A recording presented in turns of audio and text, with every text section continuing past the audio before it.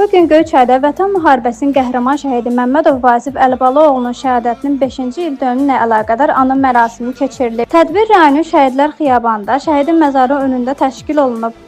Mərasimdə Göyçay rayon İcra Hakimiyyətinin nümayəndələri, hüquq mühafizə orqanlarının əməkdaşları, din xadimləri, şəhid ailələri, idarə və müəssisə rəhbərləri, ictimaiyyət nümayəndələri, məktəblər və eləcə də şəhidin ailə üzvləri iştirak ediblər. Çıxış edən natiqlər Vasif Məmmədovun döyüşlərdə göstərdiyi igidlikdən, qəhrəmanlığından və xidmətinə olan sədaqətindən danışıblar. Vasif evin tək və yeganə övladı olub, subay idi. Vasif Məmmədov 1994-cü il noyabrın 12-sində Göyçay şəhərində anadan olub. Azərbaycan ordusunun əskəri kimi o, 2020-ci il sentyabrın 27-sində başlayan Vətən müharibəsində iştirak edib, noyabrın 4-də qəhrəmancasına şəhidlik zirvəsinə ucalıb. Vasif Məmmədov Göyçay şəhər Şəhidlər Xiyabanında dəfn olunub. Azərbaycan ərazi bütövlüyü uğrunda göstərdiyi qəhrəmanlığa görə Azərbaycan Respublikasının prezidenti İlham Əliyevin sərəncamlarına əsasən Vasif Məmmədov ölümündən sonra bir sıra orden və medallarla təltif edilib. O, vətən uğrunda cəsur döyüşçü, Xocavəndin azad olunmasına görə, Füzulinin azad olunmasına görə,